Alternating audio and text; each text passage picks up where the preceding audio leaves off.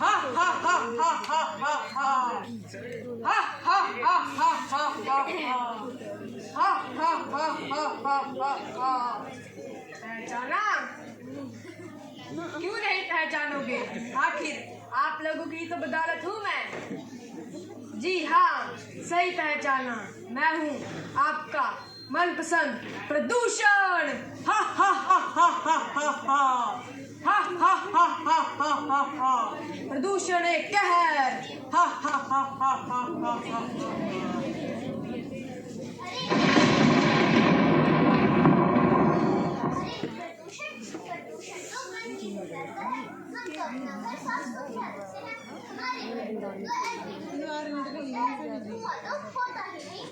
प्रदूषण कैसे? अरे दादी जी, आप आइए ये बताइए, आप मुझे सब क्यों बोल रही हैं? मैं तो आपके लिए पोती रहती हूँ।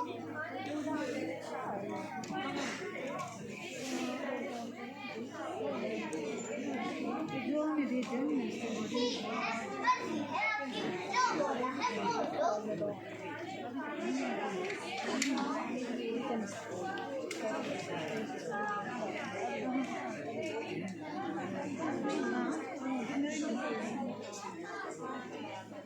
इनको माइक बता दो, है कोई?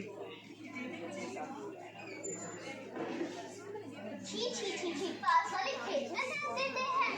इसका मतलब खूब प्रदूषण कर रहे हो। ऐसे ही तो होता है प्रदूषण। हम तो फेंक नहीं, हम तो साफ जला देते हैं। गंदगी का तो कोई सवाल ही नहीं उठता।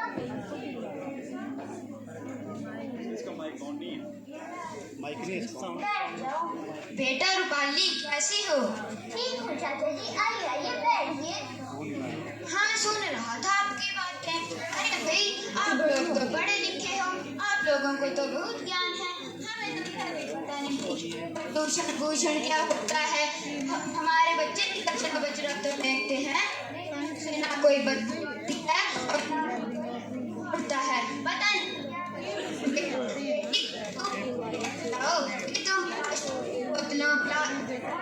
प्लास्टिक का जो अन्य कचरा होता है उसे तुम कहाँ फेंकते हो, और रसोई के कचरे का तुम क्या करते हो? वह तो जलता भी नहीं है। लगता है चाचा जी के सवाल में फंस गई है मैडम। चुप क्यों मैडम? बोलिए, चाचा जी के सवाल का जवाब तो दीजिए। चुप कर छोटू, दे रही खुद जवाब। अरे चाचा जी, ये कोई पूछने की बात है? बताया तो, कचरे को तो हम जला देते हैं। रही बात रसोई के कचरे की, उसे तो हम नदी नालों में फेंक देते हैं। तभी आपके आसपास कोई भी गंदगी दिखाई नहीं देती। बहुत अच्छा, अब हम भी ऐसा ही करेंगे। तोबा, चाचा जी ऐसा कभी मत करना। वैसे भी आपके घर में कचरे का निपटान अच्छे से होता है, तभी तो ना आपको बदबू आती है, ना ही धुआं उठता है। हम पढ़े लिखे मूर्ख बन गए हैं। हम सब कुछ जान के भी अनजान बने हुए हैं। अरे छुटकू बेटा, जरा इधर आना। हाँ दादी। अरे छुटकू बेटा, बदतमीजी की भी हद होती है। तुम अपने चाचा जी और पढ़ी लिखी मैम साहब को ऐसा क्यों बोल रहे हो? भला अपने से भी बड़ों को कोई ऐसा बोलता है क्या? अरे दादी, मैं कोई बदतमीजी नहीं कर रहा हूँ। जब आपको ये बात समझ आएगी तो आप खुद कहोगी। बेटा कमल, तू ठीक ही कह रहा था। ठीक है बेटा। चाचा जी, मैं भी आ जाऊं क्या? अरे कौन है भाई? मैं हरीश, चाचा जी हरीश, आपका पड़ोसी। अच्छा, हरीश, आओ बैठो। बहुत देर होगी गिटर मिटर सुनते, आखिर चल क्या रहा है? मुझे भी कोई बताओ, क्या गिटर मिटर हो रही है? अरे हरीश भाई, अच्छा हुआ जो आप आ गए। इन सब ने मिलकर मेरे दिमाग का दही ही कर रखा है। जो खासकर इस छोटू ने तो अति मचाई हुई है। जो कोई आ रहा है सवाल पे सवाल, हद ही हो गई। अरे हरीश भाई, ये लोग वातावरण को दूषित कर रहे हैं। कभी ये कचरे को जला देते हैं और जो कचरा ना जले उसे पानी में बहा देते हैं। ये वातावरण और पानी को दूषित कर रहे हैं। इन्हें कचरे का निपटान करना नहीं आता है। इसका मतलब ये कोई गिटर मिटर नहीं, ये तो कोई गंभीर मसला है। गंभीर ही नहीं, अति गंभीर। अरे रूपाली बहन, आप सबके सवालों का जवाब दे रही हो, आप मेरे भी सवाल का जवाब दे ही डालो। आप सांस अच्छी तरह से कौन से स्थान पर ले पाएंगे? वहाँ जहाँ प्लास्टिक प्लास्टिक की थैलियां या प्लास्टिक की बोतलें या कोई अन्य दूसरा कचरा जल रहा हो या वहाँ जहाँ कुछ भी ना जल रहा हो। अरे हरीश भाई, अब आप भी शुरू हो गए। बस यही तो कसर रह गई थी। ये भी कोई पूछने की बात है? हम वही अच्छे से सांस ले पाएंगे जहाँ पर प्लास्टिक ना जल रहा हो, साफ हवा हो और ना ही बदबू हो। अरे रूपाली बहन, लगे हाथ ये भी बता ही दो कि आप कौन सा जल पीना पसंद करोगे, वहाँ जहाँ सब्जी फल या कोई अन्य गंदा पानी हो या वहाँ जहाँ एकदम जल स्वच्छ हो। लो कर लो बात, भला ये भी कोई सवाल हुआ? हम तो वही जल पिएंगे जो स्वच्छ होगा। भला गंदगी भरा जल भी कोई पीता है क्या?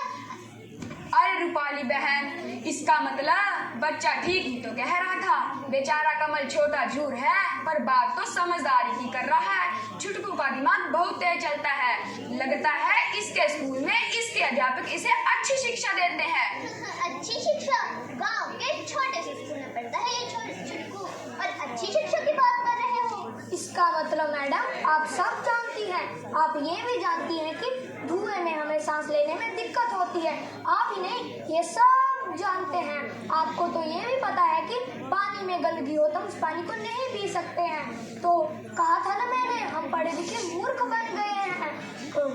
और रही बात अच्छी शिक्षा की, तो मैडम स्कूल बड़ी छोटी बिल्डिंग से नहीं, शिक्षा की गुणवत्ता से होता है। और मुझे मेरे गांव के छोटे स्कूल में अच्छी शिक्षा मिलती है।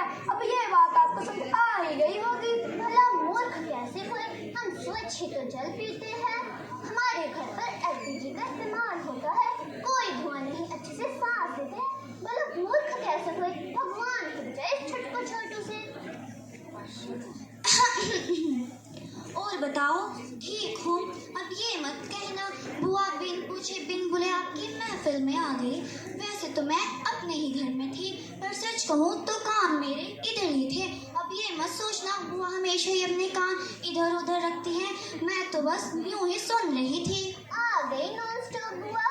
आओ आओ वो बैठो, बस आपकी ही तो कमी रह गई थी। आप कभी कोई सवाल तो पूछ ही डालो। अरे मैं तो आती ही नहीं, फिर सुरेश भाई की पढ़ी लिखी बेटी ने तो हद ही कर दी, इसलिए मुझे ना चाहते हुए भी आना पड़ा। बुरा मत मानो रूपाली बेटा। अच्छा ये बताओ, जब तुम प्लास्टिक या कोई अन्य कचरा जलाती हो तो उससे बदबू आती है या खुशबू? सांस लेने में आनंद आता है या दिक्कत? आज सुन लोगों ने मेरा दिमाग हिचा दिया। अरे बुआ, बदबू ही आएगी ना। दिक्कत आती है लेकिन थोड़े समय के लिए, उसके बाद तो सब ठीक हो जाता है। ना बदबू आती है और ना सांस लेने में दिक्कत आती है। भला मेरे अकेले की कोशिश करने से प्रदूषण कम थोड़ी हो जाएगा? अरे रूपाली, क्यों चिढ़ रहे हो इन सवालों से? मुझे तो ये लग रहा है छुटकू कमल ने तो हम सबकी आंखें ही खोल दी। क्या तुम्हें नहीं लगता कि जिस तरह तुम कचरा जलाती हो, ठीक उसी ही तरह अगर 140 करोड़ की आबादी करेगी तो हमारी सुरक्षा कवच यानी वातावरण का क्या होगा? आज हर तीसरा व्यक्ति सांस की बीमारी, कैंसर या अन्य किसी न किसी जानलेवा बीमारी का शिकार हो रहा है। हृदय गति रुकने से मौत होना तो एक सामान्य बात हो गई है। फेफड़ों का संक्रमण और न जाने क्या क्या। आखिर सबका कारण है क्या? प्रदूषण। अरे प्रदूषण का प्रकोप इतना बढ़ रहा है कि दिल्ली जैसे कई अन्य शहरों में पेड़ पौधे इतने ज्यादा नहीं है और प्रदूषण चरम सीमा पर है। यहाँ का औसत जीवन काल 10 से 2.5 वर्ष कम हो गया है। इतना ही नहीं, हमारे हरे भरे हिमाचल प्रदेश में भी प्रदूषण ने इतनी टांगे पसार दी हैं कि यहाँ का औसत जीवन काल 2 से 2.5 वर्ष कम हो गया है। ये मैं नहीं कह रहा हूँ, ये तो हकीकत है जो आंकड़े बयां कर रही हैं। अरे हरीश भाई, इतना ही नहीं, विश्व उष्णन जिसे अंग्रेजी में ग्लोबल वार्मिंग भी कहते हैं, वह दिन प्रतिदिन बढ़ता जा रहा है, जो कि विश्व स्तर पर तबाही का कारण बन रहा है। हम लोग अपने घर की सफाई के चक्कर में वातावरण और जल को दूषित कर रहे हैं। वातावरण और जल को दूषित कर रहे हैं। तो किसान खेत खलिहानों को साफ रखने के लिए बचे घास परालियों को युद्ध स्तर पर जला रहे हैं, जो कि अब वर्तमान ही नहीं आने वाली पीढ़ियों के लिए भी घातक साबित हो सकता है। अरे छुटकू, तुम्हारे कहने का ये मतलब हुआ कि खेत और घरों की सफाई करने से वातावरण दूषित होता है, प्रदूषण बढ़ता है? तो क्या हमें खेत और घरों की सफाई नहीं करनी चाहिए? नहीं मैडम, मेरे कहने का ये मतलब नहीं है। मेरे कहने का ये मतलब है कि जब हम किसी अच्छे काम को गलत तरीके से करते हैं तो वो अच्छा काम भी बुरा बन जाता है। बिल्कुल सही कमाल। अगर हम कचरे का निपटान सही तरीके से करें तो कचरा भी वरदान सिद्ध हो सकता है। वरदान? अरे हरीश, हमें भी समझाओ वो कैसे हो सकता है। हाँ भाई हाँ, हमें भी बताओ। अरे हरीश, ये सब तो मैंने बहुत पढ़ा है। हाँ मैडम, पढ़ा तो आपने सब कुछ है। हाँ छुटकू, हाँ सब पढ़ा है। मैडम, हम सब कुछ जान के भी अनजान बने हुए हैं। तभी तो कहा था मैंने, हम पढ़े लिखे मूर्ख बन गए हैं। पढ़ा तो सबने सब कुछ है और सब जानते हैं, लेकिन कोई भी वास्तविक जीवन में नहीं उतारता है। सब जानते हैं कि रेड सिग्नल पर गाड़ी बंद कर देनी चाहिए, जिससे पेट्रोल और डीजल की बचत होती है और प्रदूषण भी कम होता है, लेकिन किसी के पास भी करने का समय नहीं है। सब जल्दबाजी में हैं। सभी रूपाली मैडम की तरह ये सोचते हैं कि मेरे अकेले के करने से क्या हो जाएगा। तो मैडम, एक दिन पृथ्वी पर जीवन पूरी तरह से प्रदूषण का शिकार हो जाएगा। अरे हाँ भाई छुटकू, तुमने ठीक ही कहा था। पढ़े लिखे मूर्ख वो तुम्हारी बदतमीजी नहीं, वो तो तुम्हारा हमारी आंखें खोलने का तरीका था।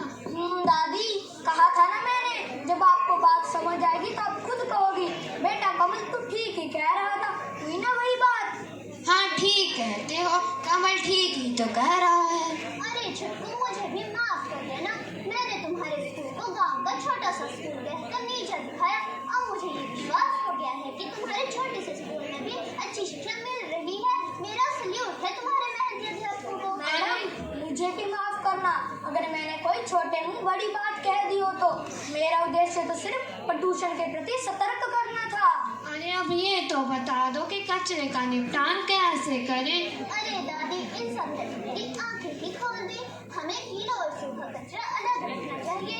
जो कचरा घर या सड़ सकता है, उसे हमें जमीन में गड्ढा खोदकर दबा देना चाहिए, ताकि वो बाद में खाद का रूप ले लेता है, जो कि बाद में पौधों के लिए पोषण का कार्य करता है। और जो कचरा गल या सड़ नहीं सकता, उसे नदी नालों में तो नहीं फेंकना चाहिए। उसे हमें पुनर्चक्रण के लिए तुम्हारे को बेच देना चाहिए। उसे जलाना तो बिल्कुल नहीं चाहिए। ध्यान रहे, प्लास्टिक को तो बिल्कुल न जलाएं। इससे जहरीली गैस निकलती है, जिसके कारण हमें गंभीर बीमारियां हो सकती हैं। इससे वातावरण भी शुद्ध रहेगा और हम भी स्वस्थ रहेंगे। हमारे विचार भी शुद्ध रहेंगे और हम तनाव से मुक्त रहेंगे। क्यों, क्या कहते हैं आप सर? कचरा भी वरदान सिद्ध हो सकता है ना? हाँ भाई हाँ, शिक्षित बने, सतर्क रहे, सजग रहे, कचरे का करे सही निपटान, बने स्वस्थ जीवन का कप्तान। लगता है मानव जाति मेरे खिलाफ कोई भयानक षड्यंत्र रच रही है। शुक्रिया शुक्रिया।